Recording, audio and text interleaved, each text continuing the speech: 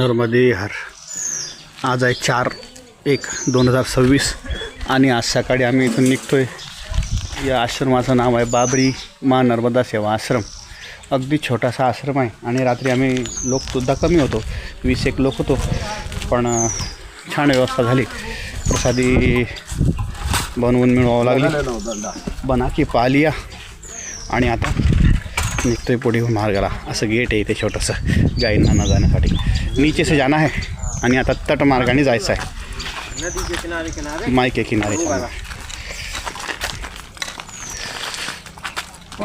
पात्रामध्ये उतरायचं आहे समोर. नर्मदे हर. नर्मदे हर हे आहे बाबरी नदी आणि आम्ही ही नदी पार करून मधून चालून अशा प्रकारे चालून आलो आहे. आणि हा आता बोट पण सुरू होते. तर सुंदर मैयाचा संगम आहे, बाबरी संगम. म्हणूनच या आश्रमाला बाबरी आश्रम असं नाव. नर्मदे हार. आणि सर्व मैयाच्या पात्रातून आता पुढं परिक्रमा अशी निघायला लागली. नर्मदे हार.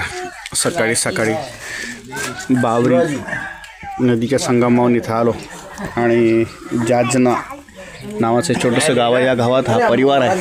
हा परिवार सर्व परिक्रमावासींसाठी चहा प्रसादीची व्यवस्था करतो आहे.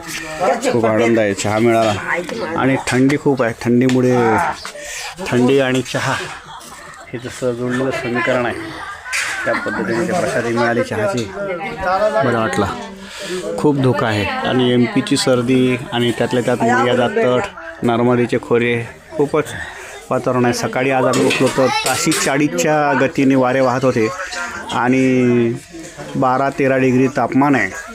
आणि अजून दिवस निघता 10 वाजेपर्यंत आणखी ते तापमान 9पर्यंत जाते. अशा परिस्थितीत हे वातावरण आहे. सकाळी आंघोळीच्या सर्वच गोष्टी परिक्रमेमध्ये तपश्चर्येसारखे आहे. नियमाला धरूनच चालायचं. नर्मदे हार. नर्मदे हार. चालत असताना हे एक गाव लागलं.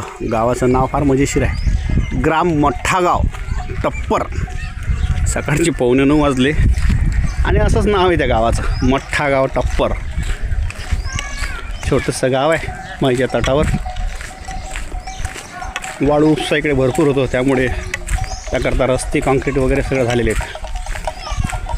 लहान लहान मुलं असे चॉकलेटच्या आशेने येतात आणि मागतात.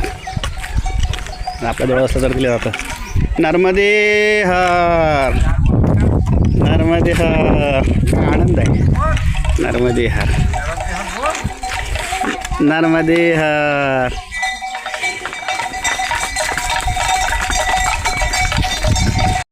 नर्मदे हर. मांगलिक भवन मठ्ठागाव. टपरावरून मठ्ठागावला आलो.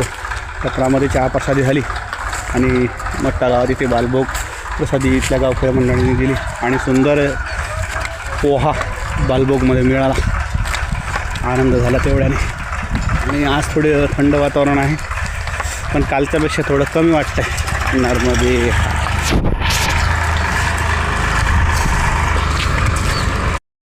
नर्मदे हर. अशा प्रकारे थंडीच्या दिवसात परिक्रमावासी शेकोटी करतायत. नर्मदे हर बाबाजी. जागोजागी शेकोटी करून चाललं त्यांचं. नर्मदे हर. खूप जास्त थंडी आहे आणि वारं खूप आहे. थंडीबरोबर वारं असल्यामुळे ती थंडी शरीराला टोचते अशी. नर्मदे हर. आणि आता हा वातावरण आहे, पण ही वेळ झाली आहे सकाळची 10:35 तरी देखील सूर्याचा किरणही नाही. नर्मदे हर. फक्त दिवस उजाडला आहे बस. नर्मदे हर. नर्मदे हर. हे आहे अवली घाट दर्शन. फार मोठा घाट आहे आणि भरपूर दर्शन आहेत. इथे सुद्धा सुंदर मंदिर आहेत 2. या ठिकाणी सुद्धा पूर्वी आश्रम होते, पण आता आश्रमामध्ये सेवा मिळत नाही, तर गावात व्यवस्था केली त्यांनी. तर आता गावाकडे जाऊ आणि तिथेच प्रसादी घेऊ, कारण आता वेळ भरपूर झाला आहे. 12:55 झाले आहेत. नर्मदे हर. नर्मदे हर. अन्न क्षेत्र माँ नर्मदा के तट पर पैदल आने वाले परिक्रमावासियों संतों को विश्राम एवं भोजन की व्यवस्था. हा आश्रम आहे आवली घाट, तहसील रेहटी आणि जिल्हा आहे सिहोर. या ठिकाणी दानदाता समस्त ग्रामवासी एवं क्षेत्रवासी आवली घाट मस्त परिसर आहे, सुंदर आश्रम आहे. आणि याच आश्रमामध्ये आम्हाला आज दुपारची प्रसादी मिळाली. दुपारी 1 वाजता आम्ही इथे दाखल झालो आणि थोड्या वेळातच बाबाजींनी प्रसादी बनवून सुंदरपैकी आम्हाला भोजन करवलं. आणि इथून थोडं 4-5 किलोमीटर चालायचं आहे आणि पुढे आसन लावायचं आहे. नर्मदे हर. नर्मदे हर. उत्तर तटावरील हा तटमार्ग आहे आणि अगदी माईच्या कुशीतून चालण्याचा हा योग फारच दिव्य आणि फार आल्हाददायक आहे. खूप समाधान वाटते जेव्हा मैयाच्या पात्रातून चालायला मिळतं. पण बऱ्याचशा अडचणींमुळे काही ठिकाणी रस्ते खंडित झाले. तर एकेकाळी वासुदेवानंद सरस्वती टेंबे स्वामी महाराज यांनी माईची परिक्रमा केली होती. तर त्यांनी अशाच प्रकारे जलेरी परिक्रमा की आपली एकटाक नजर माईच्या पात्राकडे ठेवायची आणि चालतच जायचं अशी केलेली होती. तर त्या संतांच्या पथावर आता चालायला मिळतं आहे. अहो भाग्य आहे माईच्या या तटमार्गाचं आणि इथून जाणाऱ्या प्रत्येक परिक्रमावाशीचं. कारण सगळ्यांना ही संधी मिळत नाही, पण माई आपल्याकडून करवून घेते.